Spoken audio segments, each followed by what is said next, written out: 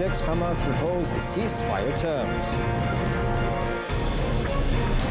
Age of chaos engulfing the world must end.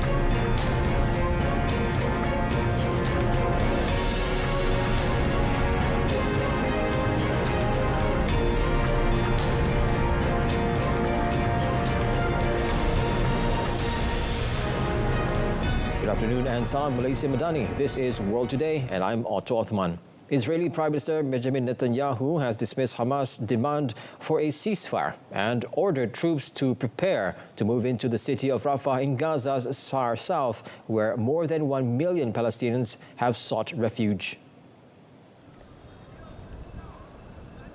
Netanyahu said he ordered troops to prepare to operate in Rafah and warned that accepting the Hamas group's demand for a ceasefire would not lead to the return of hostages.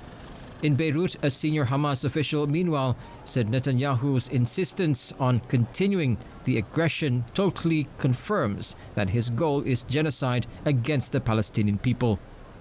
An official from mediator Egypt said that a new round of negotiations would start on Thursday in Cairo, aimed at achieving calm in the Gaza Strip. A Hamas source with knowledge of the matter said the group had agreed to the Cairo talks, with the goal of a ceasefire, an end to the war, and a prisoner exchange deal. With the war in Gaza entering its fifth month yesterday, United Nations Secretary General Antonio Guterres warned that if the Israeli armed forces press on into the southern city of Rafah, it will exponentially increase what is already a humanitarian nightmare with untold regional consequences. A drone strike hit a vehicle in the Iraqi capital Baghdad, killing 2 commanders of a pro-Iran group. The attack comes as tensions soar, with the United States carrying out strikes on pro-Iran groups in Iraq and Syria amid war in the Gaza Strip. A security source said one of those killed was a commander of the Kataib Hezbollah group in charge of military affairs in Syria. It also reported that deaths of 2 officials from the Kataib Hezbollah, which has taken part in the past in attacks on U.S. forces in Iraq. The drone strike came nearly a week after the United States struck 85 targets at 7 different sites in Iraq and neighboring Syria of Iranian and pro-Iranian forces. The United States and Iraq have opened talks on the future of the U.S.-led troop presence in January, following a request by the Iraqi Prime Minister for a timetable for their withdrawal. The United States has some 900 troops in Syria and 2,500 in Iraq as part of an international coalition against the Daesh group. Its troops in Iraq are deployed at the invitation of Baghdad, but those in Syria are deployed in areas outside of government control. United Nations Secretary General Antonio Guterres has warned that the world is entering an age of chaos, with a deeply divided Security Council unable to address critical issues. Guterres called for changes to the Security Council and international financial system, among other reforms, touting his Summit of the Future in September as a critical venue to address dysfunction that is deeper and more dangerous than ever. He said the United Nations Security Council, the primary platform for questions of global peace, is deadlocked by geopolitical fissures. He added that unlike during the Cold War, when well-established mechanisms helped manage superpower relations, those mechanisms are missing in today's multipolar world. In today's multipolar world, such mechanisms are missing. And so our world is entering in an age of chaos. And we are seeing the result, a dangerous, unpredictable free-for-all with total impunity. His remarks come amid devastating conflicts in Ukraine, Sudan, West Asia and elsewhere, with millions of people displaced by the fighting and in need of assistance. Against such a dark backdrop, Guterres encouraged world leaders to seize the opportunity of the Summit of the Future to be held in September in New York to shape multilateralism for years to come.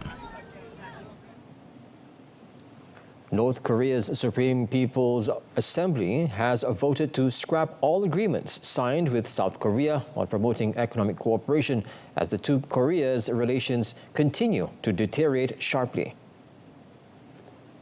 The Assembly, which takes formal steps to adopt policy dictated by the ruling Workers' Party, also voted to abolish laws governing economic ties with Seoul, including the special law on the operation of the Mount Kumgang tourism project.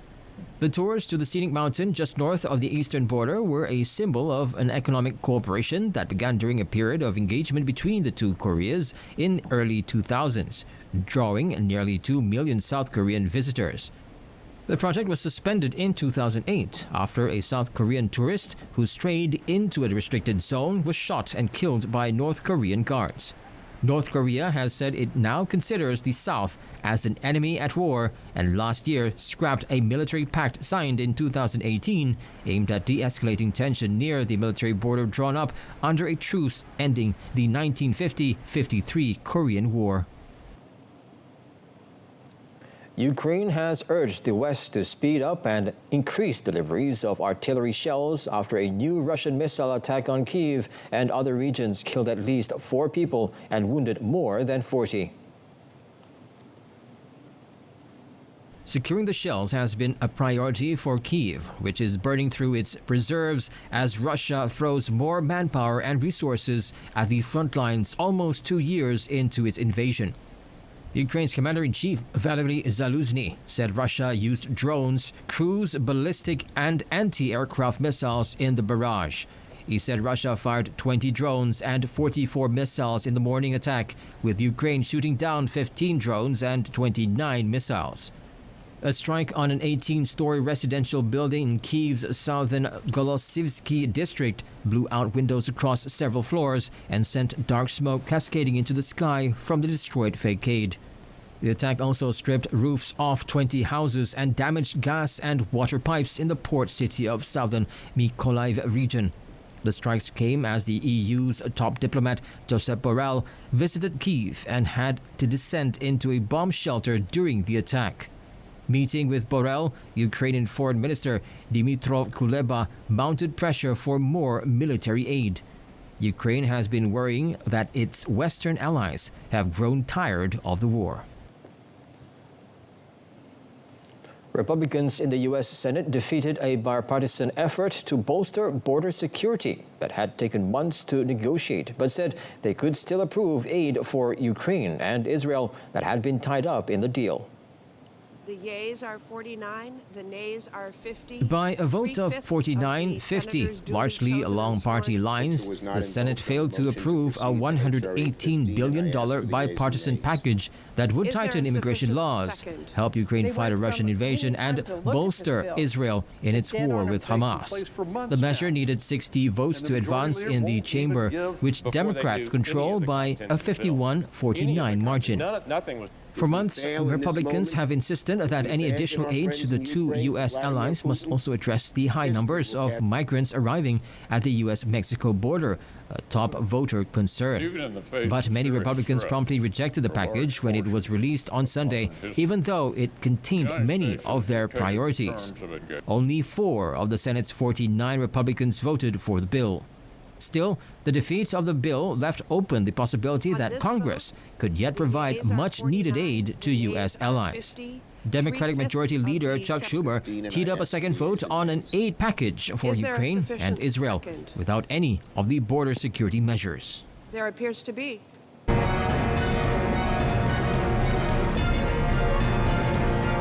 Still ahead, Nicaragua grants asylum to Panama's former president.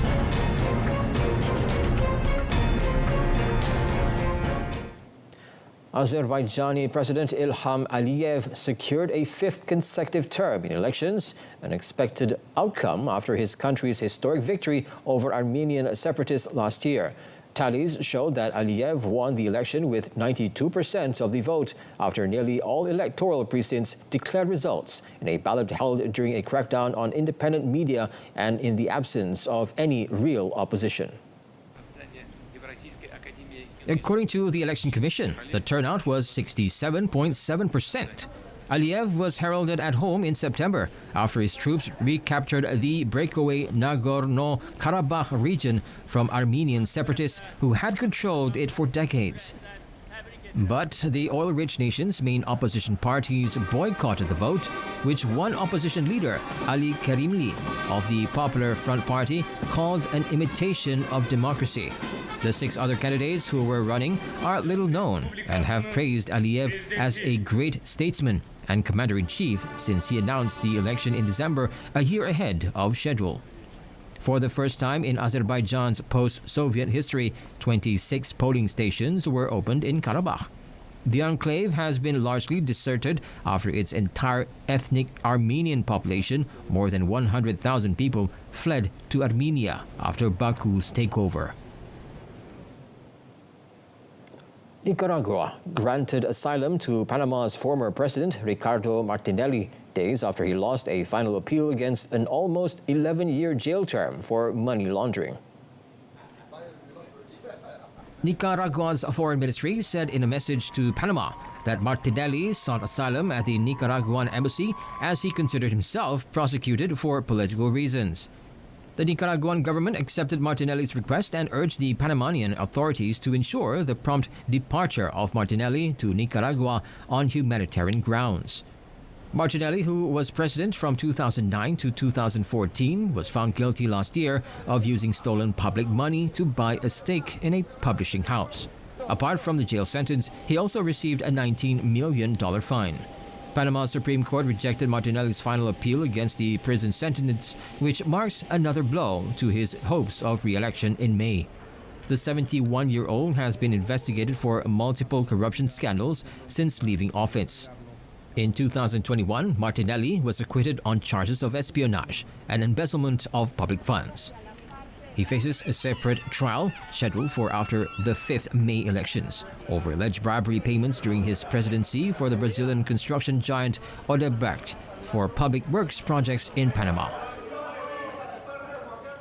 Thousands of farmers used tractors to block roads across Spain for the second day running on Wednesday amid Europe-wide protests against cheaper imports and heavy regulation. Farmers gathered at dawn on dozens of roads, snarling traffic mainly in Andalusia in the south, the northeastern region of Catalonia and Navarra in the north. Almost 1,000 tractors drove slowly to the center of Spain's second city, Barcelona, the capital of Catalonia, where they rallied in front of the headquarters of the regional government. After meeting regional president Pere Aragonés, some farmers said they intended to sleep on site and were determined to continue demonstrating. Tractors were also used to block roads leading to the southern port of Malaga in Andalusia and the eastern port of Castellón. There were some tense moments between demonstrators and police, particularly in the southern city of Granada. The Interior Ministry reported 12 arrests across the country. Angry farmers have been protesting across Europe over rising costs, high fuel prices, bureaucracy, and the environmental requirements in the EU's Common Agricultural Policy and its forthcoming Green Deal. Several thousand people gathered in front of the Slovak parliament in Bratislava to protest criminal code reforms on course to be passed despite sharp criticism from notably the EU. The changes, which prompted a wave of anti-government protests, include easing the penalties for corruption and economic offences in the EU and NATO country of 5.4 million. The parliament is expected to pass the controversial reforms via a fast-tracked legislative procedure on Thursday, a step that has drawn condemnation from the president and the opposition lawmakers. European Union officials also denounced the reform plans, asking the Slovak government not to resort to fast-track procedure without proper and thorough consultation with stakeholders. In its overhaul package, the ruling coalition also plans to abolish a specialized prosecutor's office that oversees cases of high-level corruption, which the coalition alleges has treated it unfairly. Following sharp criticism, the government has watered down the bill, proposing higher penalties for some offences, but this step has failed to silence the critics. The topic of the criminal code reforms is expected to influence the results of the upcoming presidential election scheduled for March. Ecuador's Constitutional Court decriminalized euthanasia after a lawsuit brought by a patient suffering a slow and painful death from a fatal motor neuron disease. The court ruling said the penalty for homicide cannot be applied to a doctor who performs an active euthanasia procedure in order to preserve the rights to a dignified life. 7 of the 9 top judges voted in favor of the decision. The lawsuit was brought in August by Paula Roldan, who was suffering from amyotrophic lateral sclerosis, a progressive neurological disease. Her complaint was regarding the article of the Ecuadorian Penal Code that sentenced those guilty of homicide to between 10 and 13 years in prison. According to the court, the Health Ministry must develop regulations for active euthanasia within 2 months. It also said that the move would have to be approved by the National Assembly within a year. 2 police officers were shot while responding to a shooting incident at a residence on Lewis Avenue in East Lansdowne, Pennsylvania. The officers were met with gunfire and both of them sustained injuries. Local media said both wounded officers were reported to be conscious and alert after being transported to Penn Presbyterian Hospital. The suspect barricaded inside the home, but shortly after the shooting, a fire erupted at the location, with footage of the scene showing flames spreading rapidly. Firefighting efforts were severely hampered due to safety concerns, as the shooter and an 11-year-old child were believed to be still inside the burning house. Emergency personnel swiftly evacuated residents out of harm's way, with special weapons and tactics or SWAT teams intervening to assist. In less than an hour, the fire ravaged the home and fears mounted over the safety of the child and the assailant. The police are conducting investigations on the case. Meanwhile, over in Chile, firefighters extinguished all wildfires in the country's coastal region of Valparaiso, where flames razed entire communities and left at least 131 dead. The fire department in the seaside resort town Vena del Mar, one of the worst hit areas, said the force emergency that began on 2nd February is considered to have been overcome. Under a summer heat wave, almost 2,000 firefighters fought the blaze, finally quenching the remaining embers at midnight on Tuesday. The inferno tore through crowded hilltop communities and the country's biggest botanical gardens, leaving its wake charred cars, debris-strewn streets, and thousands of homeless now living in tents. According to authorities, in total, some 15,000 homes have been affected in the Valparaiso region. The fires are the deadliest natural disaster to befall Chile since a 2010 earthquake and tsunami, which killed around 500 people. The origin of the fires has yet to be determined. However, President Gabriel Boric's government suspects that they may have been started deliberately. It said the perpetrators will be brought to justice and will be put behind bars.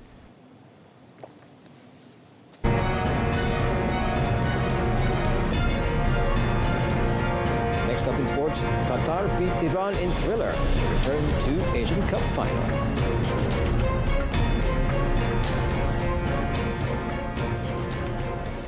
National divers Nur Davita Sabri and Wendy Ng Yan Yi have missed out on a place in the 2024 Paris Olympic Games after finishing 9th in the women's 3-meter platform synchronized event at the World Aquatics Championship in Doha, Qatar. In the final held at the Hamad Aquatic Center, Nur Davita Yan Bi began disastrously to collect just 44.40 points. They failed to improve their diving techniques in the next 4 dives and could only accumulate a total of 258.30 points to finish 9th. As expected, China's Chang Yani and Chen Yiwen clinched gold, followed by Australia's Annabelle Smith and Madison Keeney, as well as Great Britain Yasmin Harper and Scarlett Mew Jensen. Nur Davita Yan Yi needed to finish among the top 4 to book a ticket to the world's biggest multi-sports games in Paris. In football, host and defending champions Qatar beat Iran 3-2 in a thrilling Asian Cup second semi-final last night at the Al Thumama Stadium to set up a title clash with Jordan.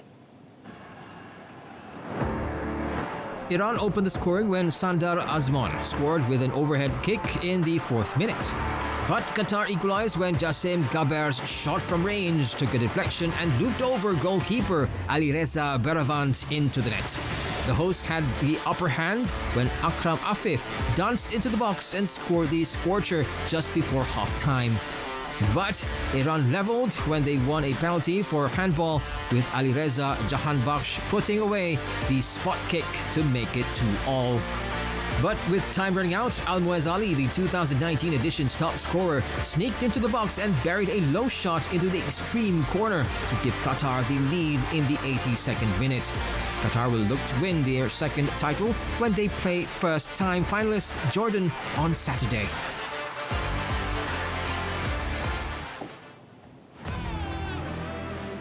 Meanwhile, Akram Afif, who scored his 5th goal of the tournament to give Qatar a half-time lead, said the best is yet to come after the team squeezed into an Asian Cup final against Jordan, further exercising the demons of their first-round exit at the 2022 World Cup.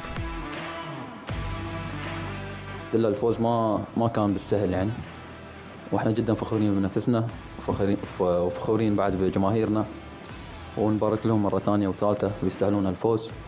إن شاء الله القادم أفضل إن شاء الله. Iran coach Ardeshir Galenoy apologized to Team Melli fans for failing to lead the squad into the final, saying the team has a responsibility to please the entire Iranian people, but the failure of his side to finish off several opportunities was the biggest factor that led to the defeat. At the same time, despite defending his team better from a tactical point of view, Galenoy still took full responsibility for the defeat. In the Africa Cup, substitute forward Kelechi Iheanacho and goalkeeper Stanley Nabali played key roles as Nigeria beat South Africa 4-2 on penalties in a semi-final thriller. Now the 3-time champions will face hosts Ivory Coast in the final on Sunday. The game in Bouake finished 1-1 following a remarkable end to normal time, which involved the referee going to his video monitor to disallow a victory Osimhen strike which would have put Nigeria 2-0 up, and instead awarding a penalty to South Africa. Teboho Mokoena converted from the spot in the 90th minute to send the game into a goalless period of extra time, where Bafana defender Grant Kekana was sent off late on. The players are happy. They deserve. We deserve. The Nigerian people deserve. The Super Eagles deserve. It was a very good victory against a very good team. Our team belonged a very good team, a big spirit, a big spirit. The team fight together. Iheanacho from English second-tier club Leicester City had been an unused substitute in the 5 group and knockout matches that took the Super Eagles to the semi-finals. He was thrust into action by Portuguese José Peseiro from the first time after 102 minutes against South Africa and calmly converted the decisive spot kick. Nabali, who plays for South Africa top-flight club Chippa United, saved shootout kicks from Teboho Mokoena and Evidence Makgopa. Later, after the seesaw struggle for supremacy in Bouake, the Ivory Coast continued a remarkable comeback in the tournament by defeating Congo. Sebastian Haller was the 65th-minute match winner as his boot connected with a cross and the ball struck the ground, then rose over goalkeeper Lionel Mpasi and into the net. The match was the first time the tournament hosts had returned to the Alassane Ouattara Stadium since suffering a devastating 4-0 defeat by Equatorial Guinea, which had left the West Africans on the brink of exiting the finals after just 3 games. In tennis, Ange Jabeur powered into the Abu Dhabi Open quarterfinals with a straightforward 6-4, 6-1 win over Emma Raducanu, while Maria Sakkari was handed a defeat and bowed out of the WTA 500 event. Jabeur was in impressive form and hit 35 winners and 8 aces on her way to a dominant win. She led by a double break at 5-1 in the first set before Raducanu threatened a fight back, the Briton breaking back and saving 4 set points before Jabeur served out the opener to love. But Raducanu could not prevent Jabeur storming to a straight set victory from there, and she sealed her progress in style by taking 6 successive games. The 3-time Grand Slam finalist will next face Beatriz Haddad Maia of Brazil in the quarters. Earlier, Greek number 3 seed Sakkari was upset by Sorana Cristea of Romania, who waltzed to a 6-2, 6-1 win over the world number 9. Cristea will face Russian Daria Kasatina in the quarters. Alpine driver Pierre Gasly is setting his sights on competing at the top of Formula One this season, following yesterday's launch of a bold new car for 2024. The French team finished 6th in the constructors' standings last season, dropping 2 places from 2022. Neither Gasly nor fellow French driver Esteban Ocon managed to finish in the top 10 of the drivers' standings last year, with the pair only recording 1 podium finish each. I saw you were getting your phones out. We came with a bold car, aggressive strategy. We know there's a lot of work ahead of us, but no, definitely ready for it. Second year with the team, so definitely feel like there's even more potential to unlock. And yeah, excited to get going. Teamwork, we know where we want to be. We want to see the team at the top, and that's where I want to be as well. And yeah, we'll work for that. The 2024 F1 calendar features a record 24 races, starting with the Bahrain Grand Prix on March 2nd. Gasly and Ocon will have the chance to get behind the wheel of the new car when testing gets underway in Bahrain from 21st February before they start their campaign on March 2nd on the same track. Isu-isu sukan tempatan di pelbagai arena, pelbagai gelanggang. Pencapaian dan kontroversi akan dikupas dan dibincangkan dalam Planet Sukan setiap Ahad 10 malam di TV1 dan saluran sukan RTM. Saksikan juga secara penstrima langsung di RTM Klik. And that wraps up World Today. In our top story, Israel rejects Hamas' proposed ceasefire terms. Now tune in to Malaysia Tonight, coming up at 8:30 p.m. on TV1 and saluran Berita RTM. From the river to the sea, Palestine will be free. I'm Otto Othman. Thanks for watching and have a pleasant day ahead.